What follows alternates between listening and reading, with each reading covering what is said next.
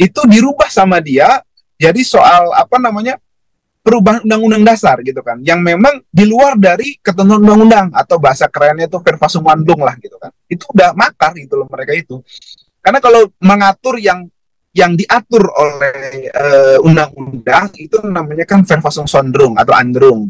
Ya, jadi misalnya mereka mengatur soal bagaimana pemilu itu dilaksanakan, tapi metodenya berubah gitu. Bukan ditunda. Kalau penundaan pemilu, perpanjangan masa jabatan, kemudian 3 periode, itu semuanya makar karena nggak diatur oleh undang-undang. Justru impeachment, kemudian pemerintahan presiden itu justru diatur oleh undang-undang. Jadi kalau ada yang mengatakan pemerintahan presiden itu makar, bodoh sekali tuh orang-orang itu gitu. Tapi ketika mengatakan perpanjangan masa jabatan itu sesuatu yang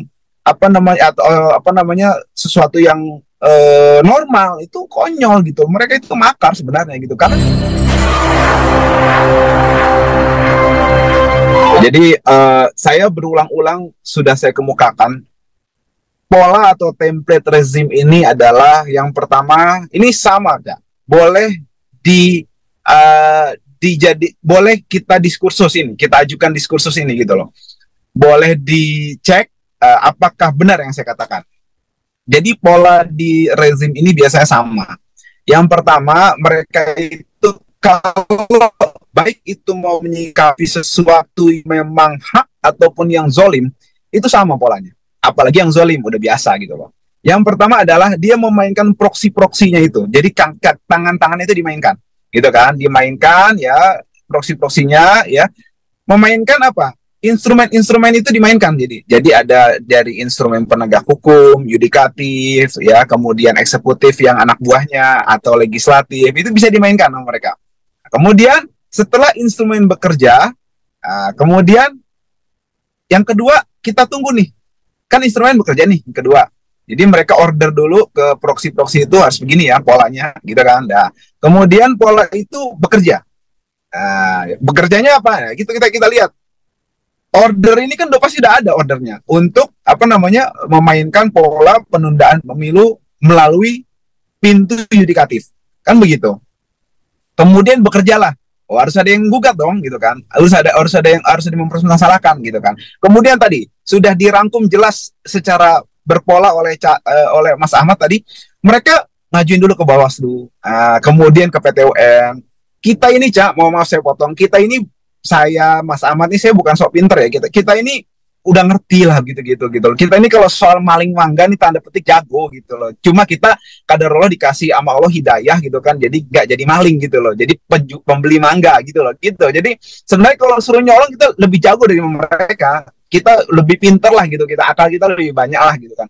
Makanya kita tahu maling itu kayak gimana polanya gitu kan. Nah, kemudian setelah instrumen bekerja yang kedua, nomor 3, ada resistensi dari masyarakat. Ya, dari kita nih ada resistensi nih. Nah, dari resistensi itu disikapinya ngelihat dulu, Cak. Nah, kalau resistensinya besar, mereka pura-pura bego deh. Pura-pura bego, pura-pura blow on, langsung bilang, wow itu nggak bener, kita akan tindak hakimnya. Ada mas settingan itu, udah tahu kita gitu. Tapi kalau misalnya resistensinya kecil, bahasanya tadi, dikeluarin dulu kroco-kroconya tuh. Ya, kroco-kroco keluarin bahwa kita harus menghormati hukum, kita negara hukum, kita red state, bla bla bla. Itu anak-anak kroco lah dikeluarin gitu kan. Resistensinya kecil, langsung nanti keluar penguatan begitu. Opini dikuatkan, buzzer keluar, baik buzzer murah, buzzer mahal dikeluarin semuanya. Kemudian ada juga penguat lainnya.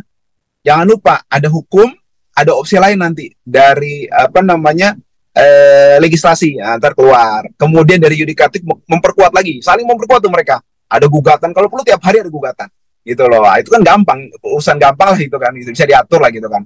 Nah, kemudian nanti dari eksekutif tinggal memperkuat tuh, kunci-kuncinya itu diperkuat supaya mereka satu bahasa semuanya. Akhirnya rakyat dipaksa melihat tontonan murahan, gak lucu, dan juga ngabisin anggaran gitu loh. Oh ini bagian ini ternyata memang, kalau perlu nanti ada skenario rusuh-rusuh sedikit, Cak. Rusuh-rusuh supaya untuk memaksimalkan ada putusan hukum, ada kondisi dari masyarakat yang memang rusuh, tidak memungkinkan ada pemilu, ada KPU yang memang tidak kredibel, ada selingkuh apa segala macam kan, itu dimainin semua tuh nanti gitu. Udah kebaca gitu loh, kita udah tahu akal bulus mereka itu. Nah, kalau resistensinya besar, ya acara yang digaungkan Cak Slamet ini besar, resistensinya kemudian rakyat marah, kalau perlu ada intervensi dari asing bahwa ini merusak demokrasi, wah langsung buru-buru, wah enggak, ini kita menolak, hakimnya kita akan ini tidak boleh, ini mencederai demokrasi, muncul pahlawan kesiangan. Padahal mereka juga itu, kita udah paham lah gitu kan. Jadi pola-pola seperti itu biasa jadi template mereka, setiap isu begitu akan disikapi begitu, baik yang soft mau ya pun yang keras, maksudnya tindakan ekstrim lah gitu kan dari mereka yang memang di luar nalar tapi masuk halal buat mereka gitu kan. Itu sikapnya sama, template-nya sama. Saya perhatikan dari awal rezim ini berdiri kurang lebih seperti itulah template-nya. Jadi semua bisa dikondisikan gitu loh. Nah, repotnya memang kita ini demokrasi cuma lip service saja. Ya, demokrasi yang katanya kita menganut trias politika ya dari John Locke, Montesquieu itu teori doang, Cak. Karena trias politika itu, setahu saya itu kan pembagian kekuasaan. Benar, Cak ya? Pembagian kekuasaan. Bukan pembagian, jadi gini, trias politika itu membagi kekuasaan. Yudikatif berkuasa, legislatif berkuasa, eksekutif berkuasa. Kalau ini enggak, semua dikuasain dari satu tangan, legislasi di bawah dia, eksekutif di bawah dia, apalagi yudikatif di bawah dia juga. Semuanya susukannya dia gitu loh. Jadi bullshit itu menurut saya. Jadi itu yang menurut saya harus dikoreksi. Kita ini sudah melenceng dari konsep trias politika yang dikemukakan oleh John Locke tadi, kemudian dikembangkan oleh Montesquieu dalam bukunya L'Esprit de Loi. Kemudian Indonesia tuh sebenarnya menganut itu gitu kan, ditambah memang ada juga BPK dulu kan, teorinya waktu kita belajar waktu sekolah tuh, dia itu ada lembaga eksaminasi lah seperti itu, sebagaimana pasal 23E ayat 1 Undang-Undang 1945 tentang BPK kan. Nah, jadi maksud saya ini udah melenceng karena mereka bukan membagi kekuasaan, tapi ya mengangkangi kekuasaan mereka semua itu. Jadi eksekutif di bawah mereka, yudikatif di bawah mereka, legislatif di bawah mereka, ya. Yudikatif saudaranya besan apa sih? Yudikatifnya itu jadi apa? Iparnya, kemudian eksekutif itu rombongannya gitu, kemudian legislatif itu semua yang udah dibancain sama dia. Mau apa kalau tinggal PKS saja paling menurut saya yang memang masih agak susah dibancain mungkin ya gitu, alhamdulillah kan gitu. Yang lainnya ya udahlah gitu kan, udah selesai gitu kan maksud saya. Nah, ini jadi bukan pembagian kekuasaan, artinya tidak ada check and balance. Yang ribut adalah orang-orang yang sebenarnya bayar pajak ya, yang memang sebenarnya punya hak hidup tenang, nyaman, aman gitu kan, di negara ini diurus sama mereka. Ini enggak, kita yang ribut. Jadi lembaga check and balance tanpa dibayar, kayak Cak Slamet ini enggak dibayar ya kan.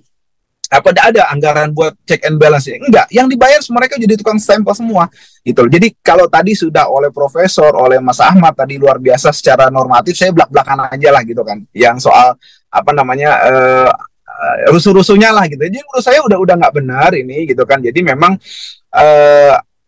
sudah waktunya, apalagi ada wacana-wacana tadi. Kalau dibilang yang dilakukan oleh pengadilan itu dan 3 hakim tadi ya, meskipun itu mereka juga proksi, saya yakin insya Allah seperti itu ya, saya duga seperti itu adalah merupakan satu makar.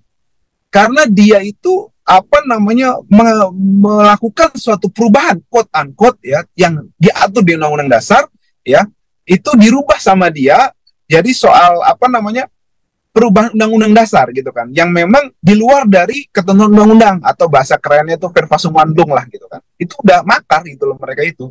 Karena kalau mengatur yang diatur oleh undang-undang itu namanya kan verbatim sondrung atau andrung. Ya, jadi misalnya mereka mengatur soal bagaimana pemilu itu dilaksanakan tapi metodenya berubah gitu, bukan ditunda. Kalau penundaan pemilu, perpanjangan masa jabatan, kemudian 3 periode, itu semuanya makar karena nggak diatur oleh undang-undang. Justru impeachment, kemudian pemerintahan presiden itu justru diatur oleh undang-undang. Jadi kalau ada yang mengatakan pemerintahan presiden itu makar, bodoh sekali tuh orang-orang itu gitu. Tapi ketika mengatakan perpanjangan masa jabatan itu sesuatu yang sesuatu yang normal, itu konyol gitu. Mereka itu makar sebenarnya gitu, karena nggak diatur di undang-undang. Kalau mau amandemen dulu gitu kan. Dan saya khawatir memang ini dalam proses, artinya makar-makar yang memang, jadi makar itu kan ada revolusi, kudeta, atau konvensi. Nah, mereka melakukan yang konvensi tadi, mereka merubah itu melalui perkumpulan mereka, kemudian menyepakati, kemudian DPR, kemudian menyepakati untuk merubah itu, selesai sudah perubahan itu nantinya gitu kan. Nggak diatur di situ di undang-undang, tapi mereka menyimpang dari situ. Jadi seperti itu Cak sebenarnya yang saya bisa sampaikan secara gamblang, terang benderang dan tanpa tedeng aling-aling karena tadi sudah secara teoritis dan secara berpola sudah disampaikan oleh pembicara sebelumnya yang menurut saya hanya memperkuat aja bahasa-bahasa yang memang bisa diterima oleh masyarakat sederhananya seperti ini artinya kita udah biasa lah kita dicoba untuk dibodohi padahal kita nggak bodoh gitu loh itu sih Cak.